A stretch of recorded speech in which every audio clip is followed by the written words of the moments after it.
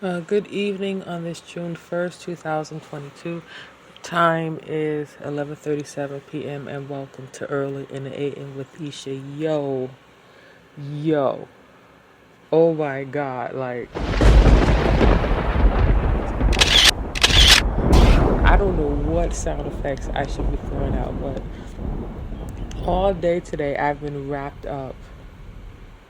And always try to stay away from the jump, but I am so wrapped up in the DL Hughley. Um, why is it? Why is her name skipping my brain? It's not Monique. Oh my God, Monique. Oh my God, where have I been? Okay, okay. Because DL is like one of my favorite comedians. Like, I think I have every one of his stand-up. And Monique is a comedian where I respect her because her tenacity used to intimidate me. Like, she had this one special where she was at the prison, or You Could Be My Cellmate. I think that's the one it was called. And there's a part of me back then, I used to be scared to death of the streets. Like, I was just going through a whole bunch of mess, and I just had more fear about the streets than I should have. So there are certain women that used to intimidate me, but not now. I've kind of grown through it. But she was in that ranks, and she was fearless. And that type of fearless I aspired to be. And the thing about Monique is she's such a truth. You know what I mean? And truth is a dangerous thing to have in Hollywood because that's a place of smoke and mirrors. You can't tell everybody everything. Everybody can't know everything about you. I mean, I learned that from Beyonce and Miss Tina. One of her advices to Beyonce, and Beyonce said it, she said, my mama always told me never tell them everything. You got to leave some mystery about yourself. And that's one thing I had to learn for myself. Like, keeping in the lore and the mystery so people don't know my business every time I come around. They don't know what to expect from me every time I come around. And that can come back to bite you in the ass in a place with people who are faking the funk for money. Like, this is a place with people, it's not about being real. You know what I mean? Especially in a world where even if you look at what's going on between them. Now you have, regardless of who was supposed to be the headliner, it's just the perfect stage for like this ticking dirty bomb of like controversy. Because from my standpoint, because I'm coming from the audience with it, when Monique came out, it was like an attack. I was just like, she is mad. Like, she is roaring. She's like giving it, that raw energy that you miss coming from a female when they're dominating or stomping on the stage. You cheer for that. You love it. You're like, that's what it is. And I'm sitting here with my mom. We're like cracking up. We're rolling around. And if for a second you lose you let go of what the narrative of life is, and you enjoy the moment. And she has that type of power about her where she can snatch reality from you. You can just get lost in the moment with her. And you're pumping your fist with her. You're congratulating. You're happy to see her. And then you wake up from that. Like that truth bomb energy. You wake up from it. And then you realize the dimensions that we just been calibrated in. And we've been operating around. And then I look at comedians like DL. DL is such a... Because I can't say what he has to do to maintain his backbone in Hollywood. We just don't know what the dynamics are for maintaining a backbone, especially for a black man who comes from the streets and comes from realness. That's the first thing they challenge about you. And you can only go so far with the truth before you have to shape shift yourself to maintain the heights. I think the only people who are allowed to be themselves 1,000% are those who come from slave owners. Because that type of mentality, you don't have to shift through that. You get to a point, you enslave the human, you kill the human, you just move on to a new human without having to change the dynamic of who you are. Black people, we can't do that. We're not going to enslave ourselves so we can keep our minds the same. And if you are that type of person, the black community itself will pull you out of the spotlight so fast, That's just how I feel about it. So it's like when I see them two going back and forth, the first thing that pops in my mind about Monique is the power versus talent. And I'm going to get into how I feel about DL in a minute. Because something I heard another comedian say, and they were talking about material. It's like, okay, now, this is why I prefer talent is a skill that you have regardless of the next person. Something that you have regardless of what's going on with everybody around you. 100%. It's something you possess and it has nothing to do about the next person. You'll have it whether they're there or not there. It's like it's something it's something you have that's spectacular, that isn't dependent on the necessity of another person.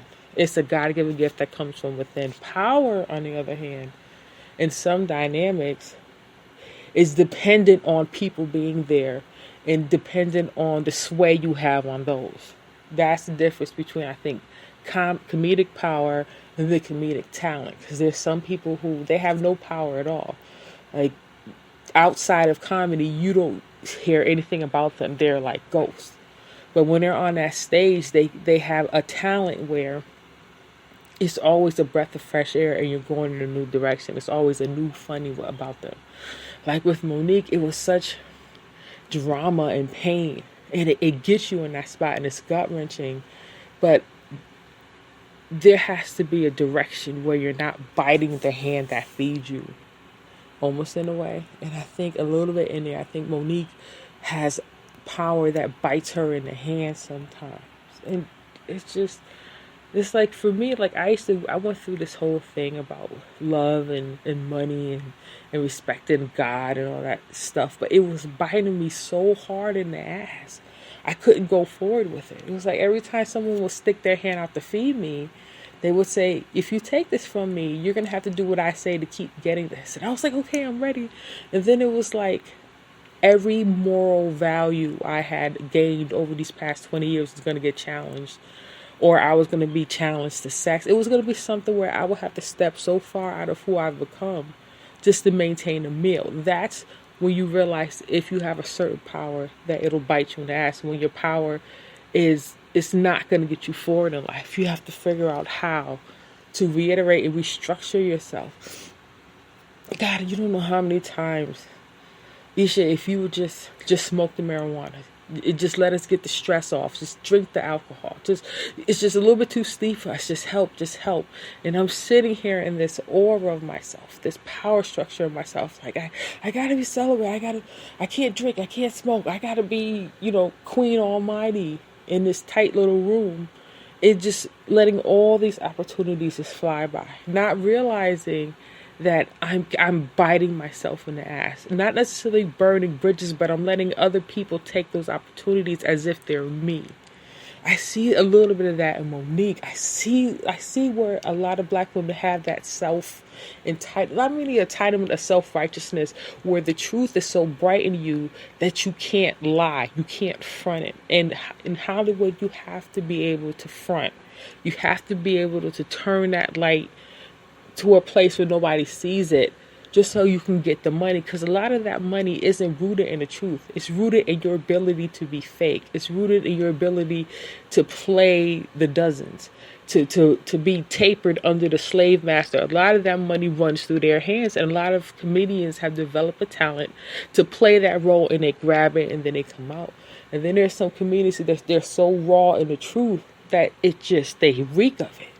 They can't even hide it. They can't even pretend like it's something else, because their realness is the actual physical structure that the comedy comes from.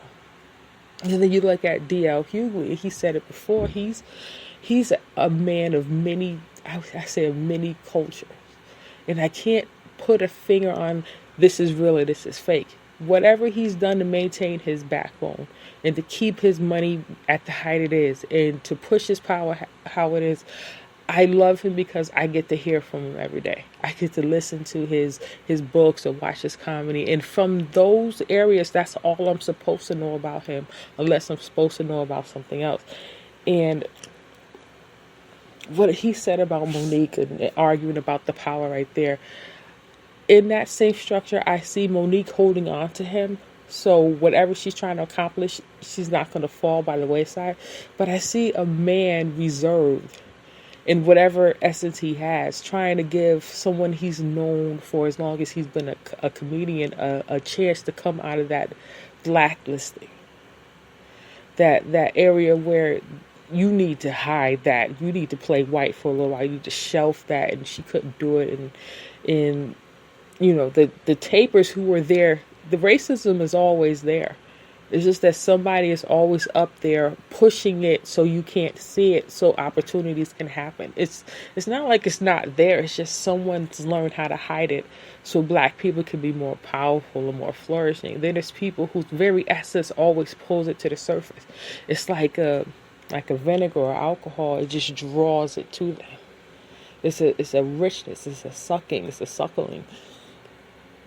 And I've noticed that in DL's response, he just sounded so tired of it all.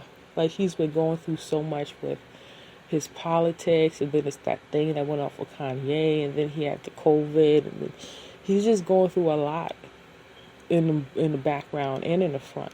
And I think him giving Monique a chance came out of that tiredness. It kind of reached out of his humility, and he says, I'm going to try. And then with his response at the end, you notice his energy didn't change. He didn't hype up and explode. He didn't turn into this or that. He's still that same tiredness. So that's where you see, okay, I'm going to back off away from this. And I'm going to turn this light off because there's so many comedians coming up behind this and snatching it because there's been so much drama with Will and Chris, and then the whole thing that happened with DC, Young Fly, and then with Dave Chappelle. And now this thing with Monique and Steve Harvey and DL Hughley. I'm just like, oh my God. It's just like that Pandora box that's just been hidden for so long trying to surface. And things can get so ugly when you don't need them to. And you don't even want them to.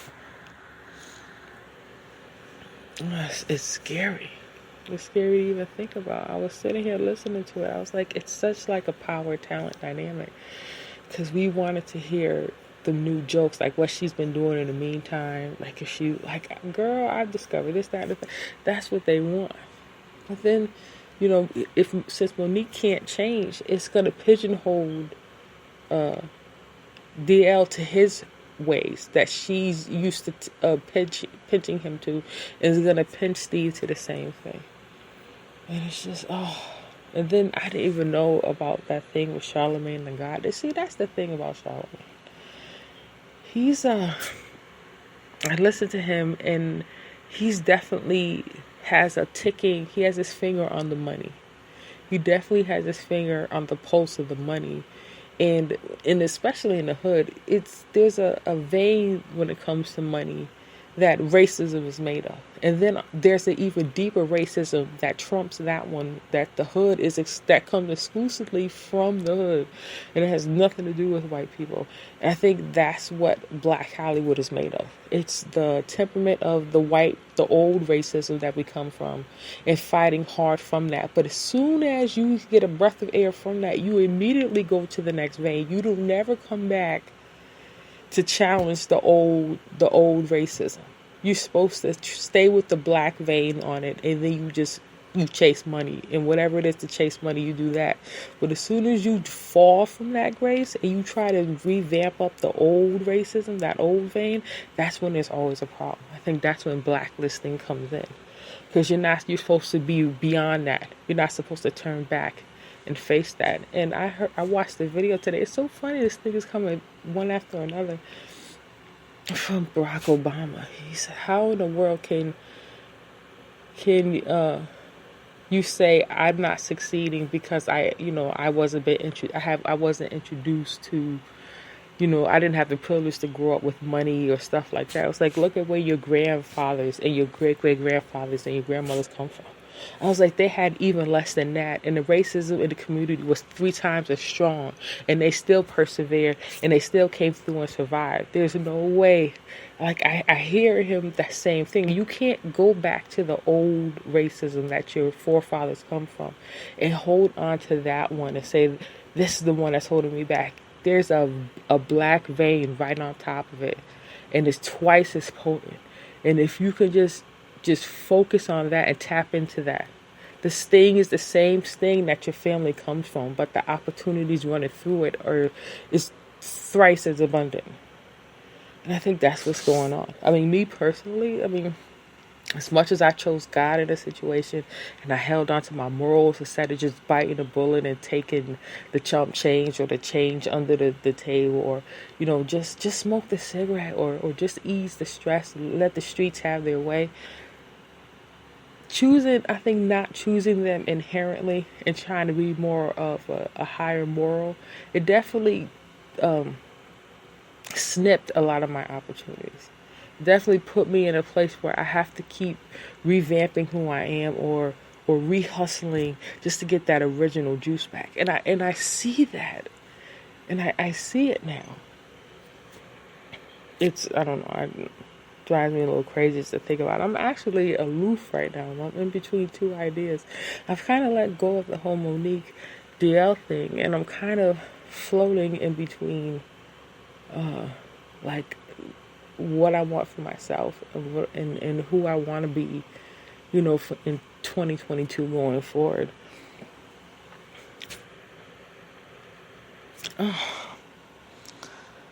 And thinking about racism in Hollywood, I think you gotta realize like where that energy escapes to, because it's not going away. It's like it's either runs deep down, or it's like in hillbilly territories, or runs straight up into the powerhouses of industry and entertainment. You're gonna run into them. It's like how Michael Jackson says, too high to get over, too low to get under. And you're in the middle and you're struck like thunder. It's in two places. It's going to be way up, or it's going to be way down underneath. And I was listening to Charlemagne, and he was talking about, especially when they talk about how black women, like black powerhouse comedians, aren't getting the big bucks, so to speak. And then you look at Amy Schumer, and especially when it comes to that dollar, the receipts of what you're doing has to trump. They're not going to look at your power and it's like, okay, you're powerful, you're beautiful, and then they look at what kind of money you make for them, and if it's consistent, and then they'll judge you to that.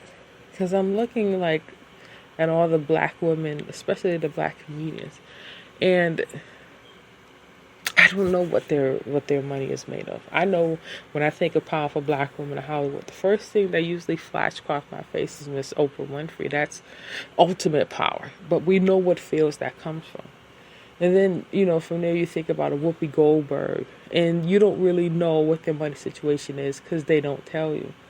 But with Oprah, it's nationalized. They say Fortune 500. It's like Oprah. She owns her own this. She owns that. So you assume, okay, that's like black juggernaut success.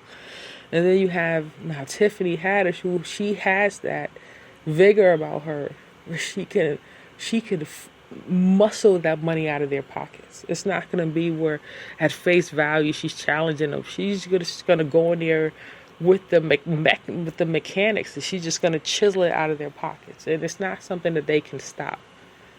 It's just a part of the revolution. It's the machine that she's operating, where she's just going to pick their pockets while they're staring at her. And it's not going to be, anything else.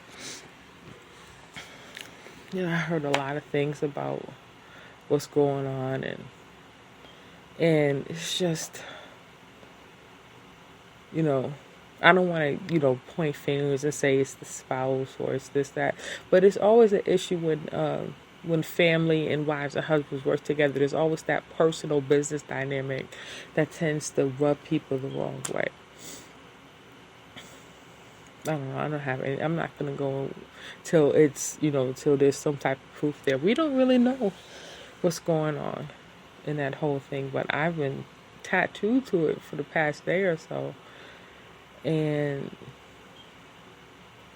I like to see what comes out of it, because black comedy has been, we've been rumbling through it since the Oscars. It's like Will hit Chris Rock, and it was this huge after effect with everything, and all these aspects was getting knocked around and knocked out of place. But I don't know. I hope that was entertaining for you. I'm gonna learn how to get my thoughts together, because I kind of rambled. I didn't stay on track, but I'm gonna get this right. But before I go, I want to say rest in peace to Master P's daughter. She's 29 years old. She passed away. I just learned about this earlier today. I didn't know he had a daughter who was, with drug issues and stuff like that. I just want to say, my condolences, my prayers go to you. I have a father. My father's been dead and gone for over 30 plus years, and I lost him when I was a kid. Like, I was maybe in second or third grade. I know what it feels like to lose somebody from. I'm not saying that's how she passed away, but when drugs is a factor and the drugs take over them and they just drown in it, and their life is just gone, I know how that feels. But he's been dead a way a lot longer than he's been alive in my life. That is. Right now, when he passed away, he was 32. Was he 32? Yeah, he was 32, but he would have been 67 now. So he's been dead a whole lot longer than he's been alive. And, I should have just let this go now. And I also have an aunt who passed away who also had drug issues and drug and alcohol issues. And it's like, I have too much. It hits too close to home to me. Whenever somebody's around me that has drug issues, there's always that soft spot in me that's praying for the best for them. That can feel the wear and tear of them leaning on you for support and leaning on you for things or leaning on you for something. And no matter how much you give them, it's never enough. Because it's not them that's using it. It's the powers that have gotten into them. And they abuse them, and then they turn around and abuse you. And then it's like a cycle where these things are relying on you to support them. But, anyway.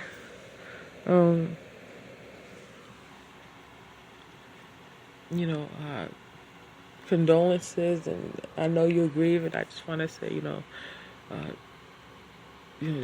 I'm keeping you in my prayers, and God bless you, and much love to the Miller family, and I pray that they pull through. Another thing. Well, I'm not gonna say before this. I'm not gonna put too much in this episode, but it has to do with the last episode of Talking Up the Tings with the Batty Twins on YouTube. It has to do with dating someone who has a flaw. That's all I'm gonna say. But I thank you for listening. Stay tuned for another episode.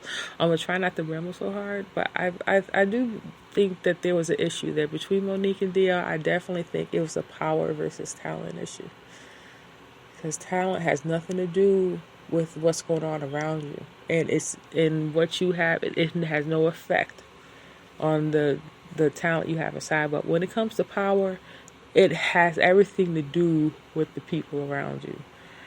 And well, that's it. See you when I see you. Talk to you later.